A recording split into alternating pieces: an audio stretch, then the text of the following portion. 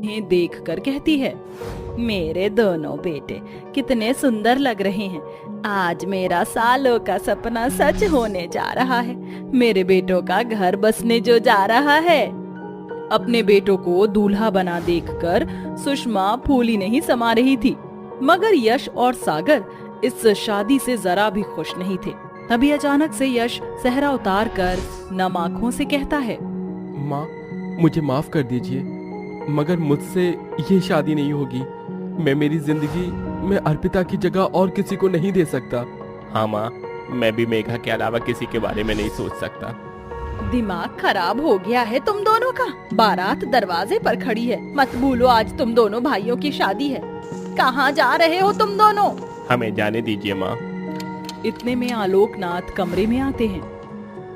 अजी सुना आपने, समझाइए इन्हें कुछ। ये ऐसे कैसे जा सकते हैं? आज इनकी शादी है। इन्हें जाने दीजिए। सुषमा जी, एक माँ होकर भी आप इनका दर्द क्यों नहीं देख पा रही?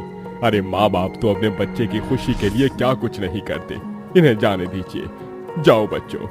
पिता का आशीर्वाद लेकर यश और सागर शादी छोड़कर चले जाते हैं, जिसके बाद सुषमा अपने 3 बेटों निशु, संजय और अनुज की बारात लेकर जाती है और अमीर घर की पल्लवी, तारा और अंजलि को बहू बनाकर ले आती है। तभी यश और सागर भी अर्पिता और मेघा से शादी करके आते हैं। देखो माँ, हम तुम्हारी बहुएं लेकर आए हैं। बहू? सासू माँ, ये जेठ जी क्या बोल रही हैं? क्या ये जली उपली जैसी शक्ल वाली हमारी जेठानी है? तुम्हें क्या लगता है पल्लवी बहू, इनके कह देने से मैं इन दोनों काली भट्टी को अपनी बहू मान लूंगी? कभी नहीं। पैर में लगे कीचड़ को माथे पर लगा लेने से वो चंदन का टीका नहीं बन जाता। सुषमा दरवाजे पर खड़ी अपनी बहुओं को काले होने के चलते तानों भरी बातें सुनाकर अपनी तीनों गोरी बहुओं का गृह प्रवेश कराती है। वहीं बेचारी काली बहुएं बिना स्वागत के ससुराल के अंदर आती हैं। अगले दिन अर्पिता और मेघा अपनी पहली रसोई में बहुत सारा खाना बनाती हैं। माँ जी आ गई। आप ये देखिए, मैंने और मेघा ने पहली रसोई में सारा खाना आपकी पसंद का बनाया है। ये आलू सोई की सब्जी, कचौड़ी, मटर पनीर। तुम दोनों काली कलूटी को क्या लगता है ये सब करके तुम मेरे दिल में जगह बना लोगी? कभी नहीं। अपना ये काला कलूटा चेहरा लेकर चली जाओ मेरे सामने से। काली बहुओं की बेइज्जती होता देखकर सुषमा की तीनों गोरी बहुएं बहुत खुश होती हैं। ऐसे ही समय बीतता है और सुषमा की तीनों गोरी बहुएं प्रेग्नेंट हो जाती हैं। सासू माँ, हम तीनों प्रेग्नेंट हैं। आप दादी बनने वाली हैं। क्या सचमुच मैं दादी बनने वाली हूँ? तुम तीनों सोच भी नहीं सकती कि ये खुशखबरी देकर तुमने मुझे कितनी खुशी दी है। तभी मेघा और अर्पिता पैर छूकर अपनी सास से खुशी से कहती हैं, माँ जी, मुझे और मेघा को भी दिन चढ़ गए हैं। बहुत जल्दी आप दादी बनने वाली हैं। अपनी काली बहुओं की माँ बनने की बात से सुषमा जरा भी खुश नहीं होती और उखड़े अंदाज में कहती है, हाँ तो कोई बड़ा जंग नहीं जीतने वाली हो। तुम काले बच्चे ही पैदा करके जनसंख्या बढ़ाओगी बस। मगर मेरी तीनों बहुओं का ये पहला बच्चा है और अब तुमको इनके खाने पीने का पूरा ख्याल रखना है। ये बोलकर सुषमा और उसकी तीनों गोरी बहुएं मुंह ऐंठ कर अपने कमरे में चली जाती हैं। हाँ, ब्लैकी टाकी टैमरिंडा। अर्पिता दीदी, हमारी तीनों देवरानियों के साथ साथ हम दोनों का भी तो ये पहला बच्चा है। फिर माँ जी हमारे साथ ही ये फर्क क्यों कर रही हैं? क्योंकि हम गरीब घर से आई हैं और काली हैं। मेघा, तुम अपना दिल छोटा मत करो। देखना एक दिन माँ जी हम दोनों को अपना लेंगी। ऐसे ही दिन बीतता है और अब पांचों बहुओं को 3 महीने हो जाते हैं, मगर तीनों गोरी बहुएं सारा दिन अपने कमरे में बैठी बैठी फरमाइश करती हैं। अरे ओ हमारी काली जेठानियां, हमारा ब्रेकफास्ट लेकर कमरे में आओ। जाओ मेघा, ये नाश्ता उन्हें दे आओ। मेघा नाश्ता लेकर कमरे में आती है। आओ आओ नंबर 2 टैमरिंडा। मेघा नाश्ता रख कर जाने लगती है। तभी तारा टॉन्ट मारते हुए बोलती है, अबे ओ काली कलूटी बैंगन लूटी, करेक्ट 10 बजे हमारे लिए जूस लेकर आना, मत भूलना, समझी? मेघा चुपचाप वहाँ से चली जाती है। वक्त गुजरता है। अब पांचों को 5 से 6 महीने बीत जाते हैं। एक शाम सुषमा अपनी तीनों बहुओं के लिए ढेर सारे फल, फ्रूट, काजू, बादाम खरीद कर लाती है। पल्लवी बहू, अंजलि बहू, तारा बहू कहाँ हो? जरा यहाँ तो आना। अरे सासू माँ, ये इतनी सारी थैलियाँ पूरा बाजार ही खरीद कर ले आई हैं क्या?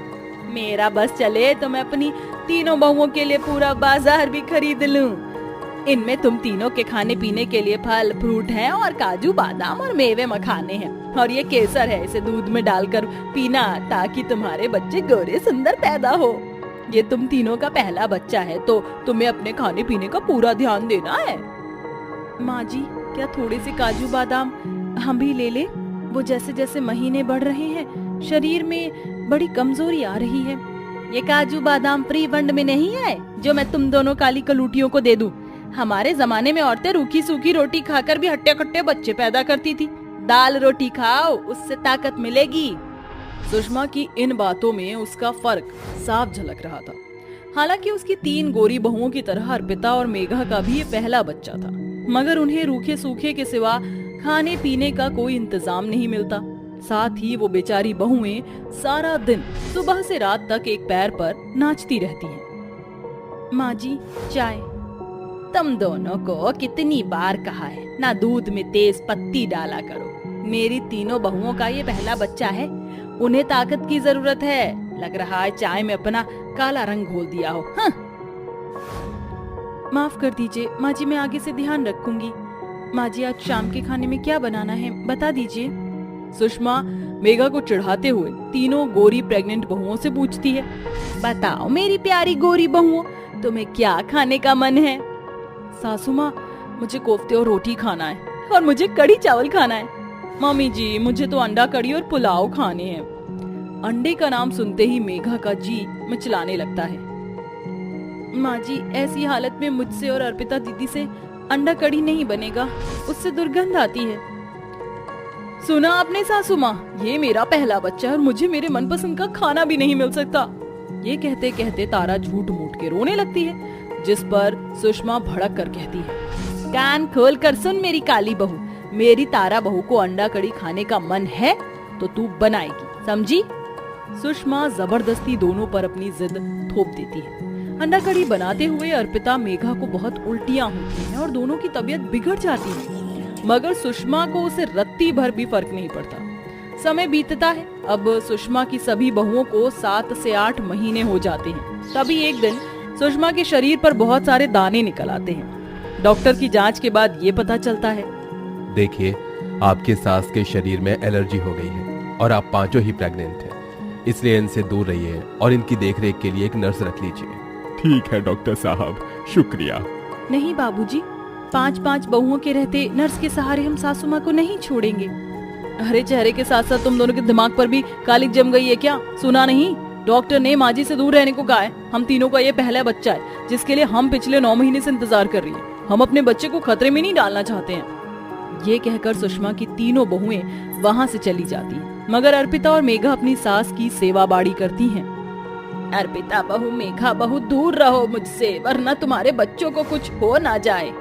हमारे बच्चों को कुछ नहीं होगा माँ जी, उनकी सुरक्षा भगवान के हाथों में है। हमसे हमारी सास की सेवा का मौका मत छीनिए माँ जी। अर्पिता और मेघा दिन रात अपनी सास की सेवा बाड़ी में लगी रहती। वहीं सुषमा की तीनों बहुएं कई दिनों तक अपने कमरे से बाहर भी नहीं निकलती। कुछ दिनों बाद सुषमा ठीक हो जाती है, तभी उसकी तीनों बहुएं परेशान होने का ढोंग करती हैं। मगर अब सुषमा की आंखें खुल चुकी थी।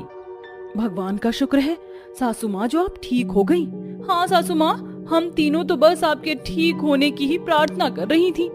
बंद करो तुम तीनों ये नाटक। अर्पिता बहू, मेघा बहू, तुम दोनों मुझे माफ कर दो। मैं हमेशा रंग रूप के चलते तुम्हारे साथ फर्क करती रही, मगर तुमने अपनी और अपने बच्चे की जिंदगी जोखिम में डालकर भी मेरी सेवा की। कहो तुम्हें मुझसे क्या चाहिए? अर्पिता और मेघा भर आई आंखों से सुषमा से कहती हैं, माँ जी, बस जब हमारा बच्चा इस दुनिया में आए तो आप अपना प्यार भरा हाथ उनके सर पर रखकर उन्हें अपने आशीर्वाद देना, हमें और कुछ नहीं चाहिए। अर्पिता की ये बात उसकी गोरी देवरानियों की आंखों को नम कर देती है और अब सुषमा बिना किसी फर्क के बड़े ही धूमधाम से अपनी 5 बहुओं के आने वाले पहले बच्चे की गोद भराई करती है। तो तू फिर हार गया। अब तो तेरे पास दांव पर लगाने के लिए कुछ भी नहीं है। मेरा घर है ना, बताओ।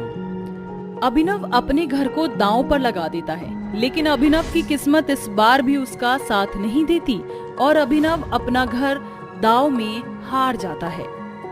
अब मैं क्या करूं? मेरा परिवार तो बेघर हो जाएगा। हमारे पास इस घर के अलावा और कुछ नहीं है। अब हम लोग कहाँ जाएंगे? तू एक काम क्यों नहीं करता? अगर तू हमें घर नहीं दे सकता तो घर के बदले में 1 लाख रुपए दे दे। मैं इतने पैसे कहाँ से लाऊंगा? मेरे पास तो 1000 रुपए भी नहीं है। मुझे कुछ दिनों का समय दे दो। अभिनव के कहने पर बिरजू और मदन अभिनव को 2 महीने का समय दे देते हैं। अभिनव एक नंबर का जुआरी होता है।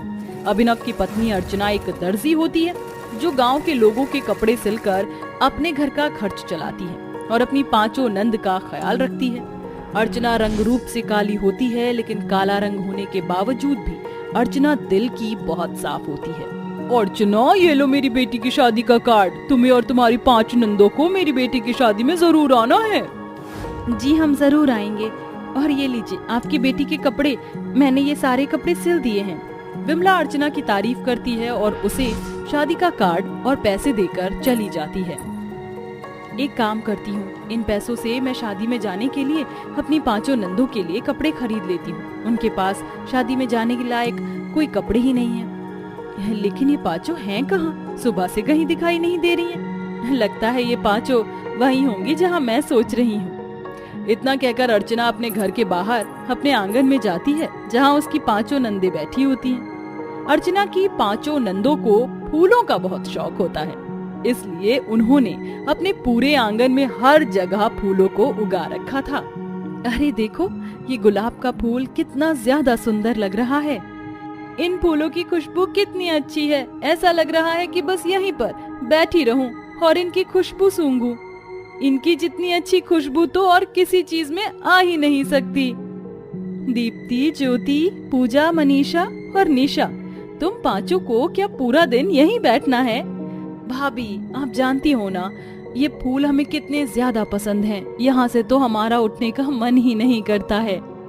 वो तो ठीक है, लेकिन अभी हम सबको बाजार जाना है। विमला काकी आई थी अपनी बेटी का शादी का कार्ड देने के लिए। अगले हफ्ते उनकी बेटी की शादी है, तो उसी के लिए मैं तुम सबके लिए कपड़े लेना चाहती हूँ। चलो अब जल्दी से तैयार हो जाओ, फिर हम सभी लोग बाजार चलते हैं। अर्चना की बात सुनकर अर्चना की 5 नंदे उठती हैं और जाकर तैयार हो जाती हैं। थोड़ी देर में भाभी और नंदे बाजार चली जाती हैं और कपड़े खरीदने लगती हैं कि तभी अर्चना की मुलाकात उसकी पड़ोसन कोमल से होती है। अरे अर्चना, तुम यहाँ, वो भी अपनी 5 नंदों के साथ? अरे वो विमला काकी की बेटी की शादी है, तो उसी के लिए ही कपड़े खरीदने के लिए आए हैं। अच्छा, मुझे लगा कि कहीं तुम्हारी नंदों की सगाई होगी, इसीलिए तुम कपड़े खरीद रही हो। वैसे अर्चना, तुम्हारी 5 नंदों की अब शादी की उम्र हो गई है। कब तक इन्हें घर पर बिठा कर रखोगी? कहीं अच्छा लड़का नहीं मिल रहा था क्या? या कहीं ऐसा तो नहीं तुम्हारी नंदों में ही कोई खोट हो, जो तुमने इतनी उम्र में भी अपनी 5 नंदों को घर पर बिठा रखा है? कोमल, ये कैसी बातें कर रही हो तुम? भूलो मत, ये मेरी नंद है और मैं अपनी नंदों के खिलाफ कुछ नहीं सुन सकती हूँ, समझी? मुझे मेरी नंदों के लिए अभी कोई अच्छा लड़का नहीं मिल रहा है। जब मिलेगा तो शादी का कार्ड सबसे पहले मैं तुम्हें ही देने आऊंगी, ठीक है? अर्चना की बात सुन कोमल का मुंह बन जाता है और वो वहाँ से चली जाती है, जिसके बाद अर्चना भी अपने घर आ जाती है। अर्चना ये जानती थी कि कहीं ना कहीं कोमल की बात सही है। अर्चना ये समझ चुकी थी कि उसका पति अभिनव तो अपनी बहनों की शादी करवाने से रहा, इसलिए अब अर्चना ही अपनी 5 नंदों के लिए रिश्ता देखना शुरू करती है और अगले दिन होते ही मंदिर जाकर पंडित जी से इस बारे में बात करती है। कुछ ही दिनों में पंडित जी बहुत अच्छा रिश्ता लेकर आते हैं। पंडित जी ने आपकी 5 नंदों की बहुत तारीफ की है और हमें भी आपकी 5 नंदे बहुत पसंद हैं, इसलिए हम अपने 5 बेटों का रिश्ता आपकी 5 नंदों के साथ करना चाहती हैं और हमें कोई दहेज भी नहीं चाहिए। नीलम की बात सुन अर्चना बहुत खुश होती है और अर्चना भी इस रिश्ते के लिए हाँ कर देती है, जिसके बाद अब कुछ दिनों में अर्चना की 5 नंद की शादी की तैयारी शुरू हो जाती है। अर्चना ने जो अपने दर्जी के काम से पैसे कमाए थे, वो उन सारे पैसों को अपनी 5 नंदों की शादी में लगा देती है और उनकी शादी में कोई कसर नहीं छोड़ती। अर्चना अपनी 5 नंदों की हल्दी, मेहंदी, संगीत खूब अच्छे से करती है। शादी के दिन अब सिर्फ 2 दिन रह जाते हैं। घर में चारों तरफ खुशियों का माहौल होता है कि तभी बिरजू और मदन आ जाते हैं और अभिनव से पैसे मांगने लगते हैं। क्योंकि तुम्हारे पति ने ये घर जुए में हार गए हैं। अब तुम्हारा समय पूरा हो चुका है, अब हमारे पैसे दे दो वरना ये घर खाली कर दो। ये क्या कह रहे हैं आप? मेरी नंदू की शादी होने वाली है 2 दिनों में। अगर हम लोगों ने ये घर खाली कर दिया तो हम लोग कहाँ जाएंगे? प्लीज हमें थोड़ा समय और दे दीजिए। जो समय देना था हमने दे दिया, अब हमें पैसे चाहिए वरना ये घर खाली कर दो। बिरजू और मदन की बात सुनकर अर्चना काफी डर जाती है और उसे कुछ समझ नहीं आ रहा होता कि तभी अर्चना अंदर जाती है और अपने अलमारी से 1 लाख रुपए निकालकर बिरजू और मदन को दे देती है। जिसके बाद बिरजू और मदन वहां से चले जाते हैं और अर्चना अपने फूलों के आंगन में चली जाती है। वहां बैठकर वो रोने लगती है। भगवान, ये 1 लाख रुपए मैंने अपनी नंदू की शादी की जोड़े के लिए रख रखे थे, लेकिन अब इनकी शादी के लहंगे कहाँ से लाऊंगी? शादी को सिर्फ 2 ही दिन रह गए, मैं इतने पैसों का इंतजाम कहाँ से करूंगी? हे भगवान, कुछ तो चमत्कार दिखा। कि तभी अर्चना देखती है कि एक तितली फूलों में फंस गई है और वो मदद मांग रही है। मदद करो, मैं यहाँ इन फूलों में फंस चुकी हूँ। तितली को बोलता देख अर्चना बहुत हैरान होती है, लेकिन वो उसकी मदद करती है। अर्चना जैसे ही उस तितली को उस फूल से आजाद करती है तो वो तितली एक सुंदर सी परी का रूप ले लेती है। मेरी जान बचाने के लिए धन्यवाद अर्चना। आज तुम ना होती तो शायद मैं इन्हीं फूलों के बीच फंसकर मर जाती। मैं तुम्हारी सारी परेशानी जानती हूँ। तुम्हारी नंदो की 2 दिनों में शादी होने वाली है। उन्होंने और तुमने इन फूलों का बहुत ख्याल रखा है और इनको कभी एक बार भी मुरझाने नहीं दिया। इतना कहकर परी अपनी जादू की छड़ी से उन सारे फूलों पर एक जादू करती है। ये सभी मामूली फूल अब जादुई फूल बन गए हैं। ये फूल ना ही तो कभी मुरझाएंगे और ना ही कभी इनकी खुशबू खत्म होगी। इन फूलों से तुम अपनी 5 नंदों के लिए शादी का जोड़ा बना सकती हो। धन्यवाद आपका परी, अगर आप ना होती तो न जाने क्या होता। अर्चना जल्दी से अपने आंगन के सारे फूलों को इकट्ठा करती है और ले जाकर उन सब से अपनी 5 नंदों के लिए शादी का लहंगा बनाने लगती है। अर्चना फूलों के लहंगे को ले जाकर अपनी 5 नंदों को दे देती है। ये फूलों के लहंगे तो बहुत सुंदर हैं और इनमें से तो बहुत ही अच्छी खुशबू आ रही है। और ये फूलों की ज्वेलरी भी आपने हमारे लिए इतनी मेहनत करी। अगर आप ना होती तो हमारा क्या होता भाभी? चलो अब जल्दी से इन फूलों के लहंगे और ये फूलों की ज्वेलरी पहनकर तैयार हो जाओ, बारात आती ही होगी। अर्चना की 5 नंदे फूलों के लहंगे और ज्वेलरी को पहनकर तैयार हो जाती हैं और नीचे शादी के मंडप में आ जाती हैं। 5 दुल्हनों को फूलों के लहंगे में देखकर सब लोग हैरान हो जाते हैं और सबको उनके लहंगे पसंद आते हैं। जिसके बाद अर्चना की 5 नंदों की शादी होती है और वो अपने ससुराल चली जाती हैं। जिसके बाद अब अर्चना के पास बहुत से लोग फूलों के लहंगे बनवाने के लिए आते हैं और धीरे धीरे अर्चना अब फेमस होने लगती है और अभिनव भी अब अपनी सारी बुरी आदतें छोड़ देता है। जिसके बाद अब अर्चना और अभिनव एक साथ